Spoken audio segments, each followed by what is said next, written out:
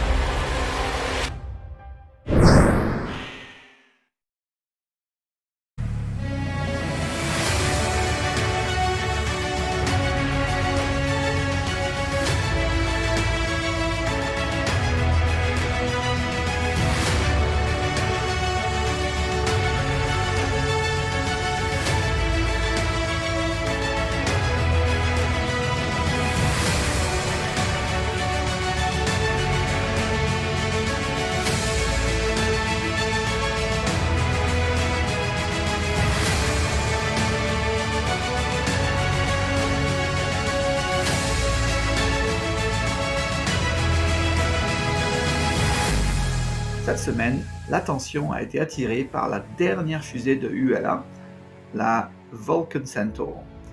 Après la concurrence accrue de SpaceX, les divisions de Boeing et Lockheed Martin Launchers ont fusionné pour créer United Launch Alliance ou ULA. Ils ont décidé de se débarrasser de nombreux modèles de lanceurs dont ils disposaient, tels que les fusées Delta IV lourdes et Atlas V, et de les remplacer par une seule fusée capable d'égaler leur performance avec seulement l'ajout de jusqu'à 6 propulseurs, de fusées latéraux et d'un étage intermédiaire pour la version lourde du Vulcain, avec un coût de lancement réduit. Donc, la principale rentabilité intégrée à la conception était la possibilité de récupérer les deux moteurs BE4 de l'étage principal à l'aide d'un bouclier de rentrée gonflable et de parachute et de récupération par hélicoptère. Même si le vol inaugural n'incluait pas la récupération des moteurs principaux, le vol numéro 1 s'est déroulé sans problème. Bravo à nos amis ULA. La fusée a décollé de Cape Canaveral sur son complexe de lancement spatial 41 le 8 janvier, a atteint des vitesses supersoniques, a dépassé la pression dynamique maximale, le pire des cas que la structure d'une fusée puisse supporter, pour finalement atteindre le bord de l'espace au-delà de la ligne Kármán et atteindre la séparation des étages. Le deuxième étage du Centaur 5 a continué avec ses deux moitiés de carénage, se sont correctement détachées. Sa charge utile était l'atterrisseur lunaire Peregrine d'Astrobotics. Le deuxième étage a fonctionné parfaitement jusqu'à la séparation de la charge utile après 50 minutes et deux combustions réussies des moteurs RL-10 pour libérer finalement Peregrine sur son orbite hautement elliptique autour de la Terre et de la Lune. Le deuxième étage contenait une autre charge utile de la société de Memorial Spatial Celestis pour la mission appelée Vol d'entreprise, ou Enterprise, qui fait allusion au Starship Enterprise, qui contenait les cendres des personnes qui voulaient être enterrées dans l'espace, y compris le créateur et plusieurs acteurs de la série télévisée originale Star Trek, ainsi qu'un astronaute de l'ère Apollo pour un voyage sans fin à travers le cosmos sur une orbite héliocentrique, c'est-à-dire en orbite autour du Soleil. Cependant, Astrobotics a publié de nombreuses mises à jour du voyage de son atterrisseur lunaire Peregrine, qui a subi des fuites de carburant et des difficultés pour maintenir ses panneaux solaires du vaisseau spatial face au Soleil afin que ses batteries soient entièrement remplies. La conclusion d'Astrobotic est que Peregrine ne pourra pas atteindre la surface de la Lune en toute sécurité et en un seul morceau, en raison des pertes de carburant. L'atterrisseur devait atteindre la surface de la Lune le 23 janvier. Plus d'informations sur ces progrès seront fournies dans les prochains épisodes. À Starbase, le parc de réservoirs verticaux est démantelé un par un avec 2 réservoirs d'eau désormais disparus. Le vaisseau spatial numéro 28 a été retiré de sa plateforme de test numéro B et ramené à son high bay. Le vaisseau spatial 30 a subi des tests cryogéniques sur son site de Massey. Lors d'un point de presse le 9 janvier sur l'effort d'exploration lunaire Artemis de la NASA, Jessica Jensen, vice-présidente des opérations clients et de l'intégration chez SpaceX, a déclaré que l'obtention d'une licence de lancement mise à jour de la Fédération d'Aviation Administration, ou Federal Aviation Administration, était le facteur clé déterminant le calendrier du 3e vol d'essai du vaisseau spatial. La recherche des causes des échecs des tests en 2e vol est en cours et plusieurs mesures ont été prises par l'équipe SpaceX. La clôture de ces actions, a-t-elle déclaré, était une condition pour recevoir une licence mise à jour. Nous sommes sur la bonne voie pour cela, a-t-elle déclaré. Nous prévoyons que cette licence arrive en février. Il semble donc que le 3e vol aura lieu en février. Ne nous y trompez pas, je couvrirai évidemment ce 3e vol en longueur. Au cours des 2 dernières semaines, nous avons vu le Starship numéro 26, celui sans aileron et protection thermique, gagner du renfort, ou des lisses Oméga, dans sa section centrale. Ensuite, un réservoir collecteur d'oxygène liquide légèrement plus grand a été repéré sur Starbase, prévu pour la version 2 du Starship. Un réservoir collecteur est là pour conserver une réserve de carburant à utiliser uniquement lors de son atterrissage. De plus, nous pouvons désormais voir de nombreux gabarits et matériels à l'intérieur de la Star Factory comme prévu. Continuons à découvrir notre système solaire avec cette semaine un focus sur Uranus, la 7e planète en partant du Soleil. Veuillez d'ailleurs vous référer aux épisodes précédents pour en savoir plus sur Jupiter et Saturne, les 5e et 6e planètes. Son nom, Uranus, vient du dieu grec du ciel qui fut aussi le père de Cronos, ou alors Saturne dans la mythologie romaine. Uranus a été la première planète découverte à l'aide d'un télescope. Elle a été découverte en 1781 par l'astronome William Herschel, même s'il pensait au départ qu'il s'agissait d'une comète ou d'une étoile. Il a fallu près de 2 ans pour accepter Uranus comme une nouvelle planète, grâce à l'astronome Johann Elert Bode. Uranus est une planète très froide et venteuse. L'atmosphère d'Uranus est principalement composée de 83% d'hydrogène et 15% d'hélium, mais comprend également de grandes quantités d'eau, d'ammoniac et de méthane. En fait, sa couleur bleue ou verte est due à de grandes quantités de méthane qui absorbe la lumière rouge, mais permet au bleu de se refléter dans l'espace. L'environnement d'Uranus n'est pas propice à la vie telle que nous le connaissons.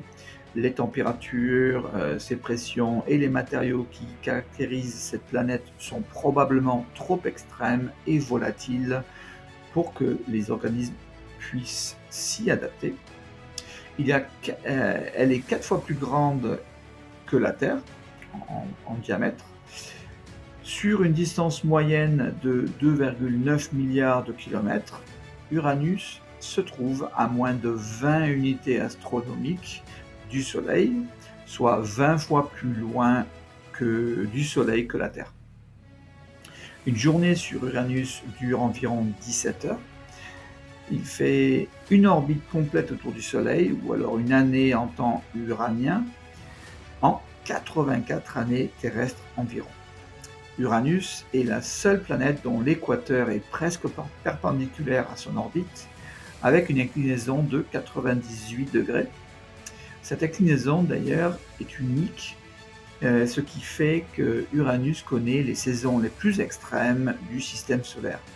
Pendant près d'un quart de chaque année uranienne, le Soleil brille directement au-dessus de chaque pôle, plongeant l'autre moitié de la planète dans un hiver sombre de 21 ans. Uranus et Vénus, d'ailleurs, sont les deux seules planètes qui tournent dans le sens opposé à celui de la plupart des planètes. Uranus est entouré de 13 anneaux faibles et a 27 lunes répertoriées, alors que la plupart des satellites en orbite autour d'autres planètes tirent leur nom de la mythologie grecque ou romaine. Les lunes d'Uranus sont uniques en ce sens qu'elles portent le nom de personnages des œuvres de William Shakespeare et d'Alexander Pope. Toutes les lunes intérieures d'Uranus semblent être à peu près à moitié constituées de glace d'eau et à moitié de roche. La composition des lunes extérieures reste inconnue, mais il s'agit probablement d'astéroïdes capturés. Uranus, comme Neptune, sont deux géantes de glace situées dans le système solaire externe, avec plus de 80% de la masse de la planète constituée de matériaux glacés tels que l'eau, le méthane et l'ammoniac au sommet d'un petit noyau rocheux très chaud. Sa température d'ailleurs peut atteindre moins 224 degrés Celsius et sa vitesse du vent peut atteindre jusqu'à 900 km/h. Les vents soufflent dans le sens inverse de la rotation de la planète uniquement à son équateur.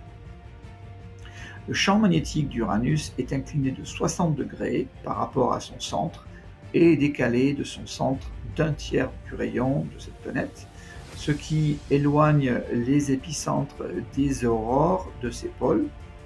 Vous pouvez d'ailleurs voir un exemple d'aurore sur votre écran.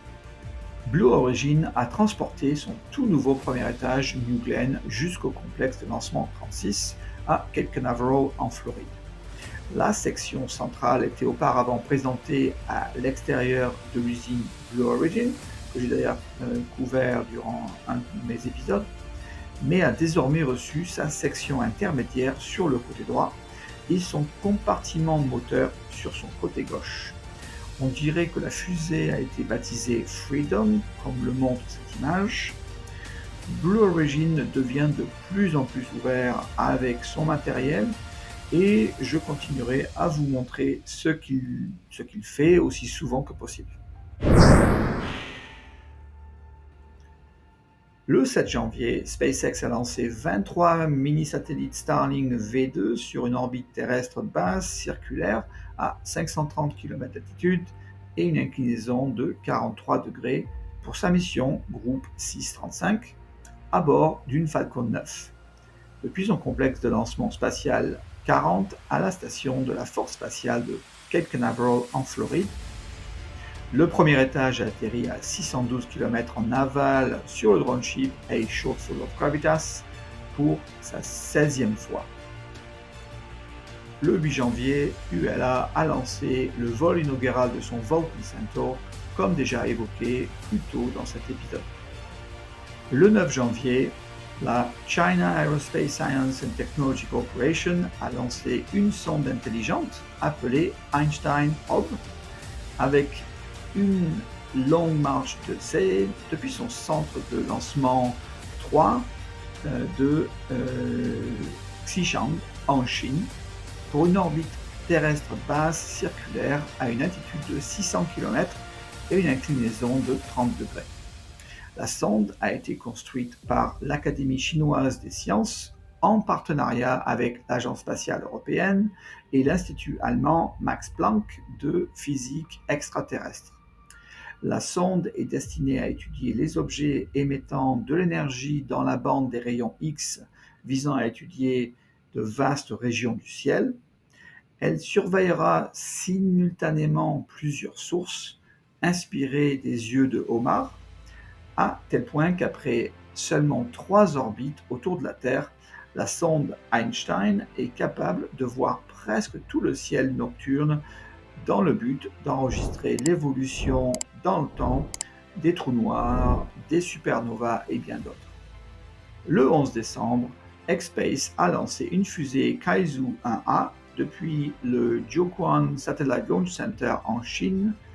Sa charge utile était le Tianxing 1-2 et est officiellement décrite comme un satellite destiné à des expériences telles que la détection de l'environnement spatial.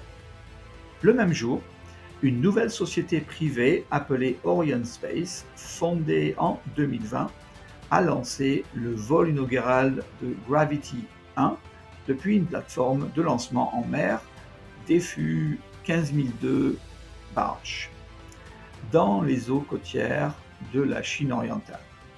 La charge utile était composée de 3 satellites Yunyao 1 destinés à une orbite héliosynchrone à une inclinaison de 50 degrés et une altitude de 500 km.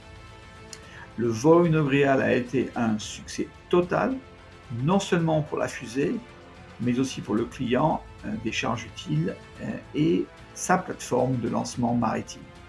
Donc félicitations à Orion Space.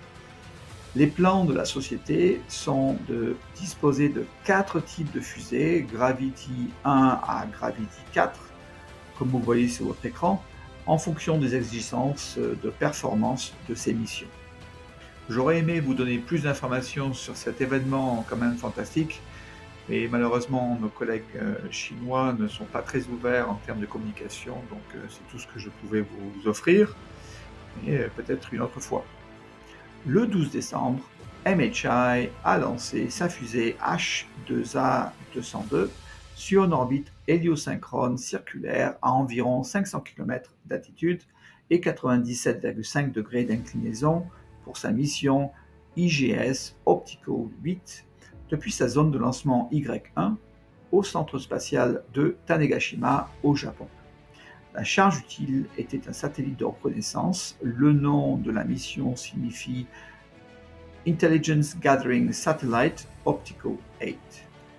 Terminons cet épisode avec une image du télescope spatial Hubble montrant la galaxie elliptique NGC 6041 tout en bas à gauche de votre écran. Ensuite, sur le côté droit, vous avez cette forme étonnante qui ressemble à une lettre grecque delta. En fait, ce que vous voyez, ce sont 2 galaxies spirales qui fusionnent, ce qui génère des énergies monumentales et des événements dramatiques, mais qui se déroulent pourtant sur une période de quelques milliards d'années. Donc, l'une est vue de face et est d'une forme circulaire appelée LEDA 5964-2, tandis que l'autre semble se trouver devant la première, un tout petit peu tordue, connue sous le nom de NGC 6040.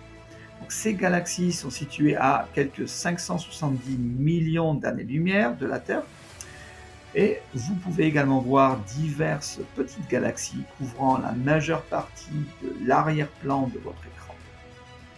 Merci de vous joindre à moi dans l'épisode de cette semaine. Je vous souhaite une excellente semaine et on se verra au prochain épisode. Au revoir.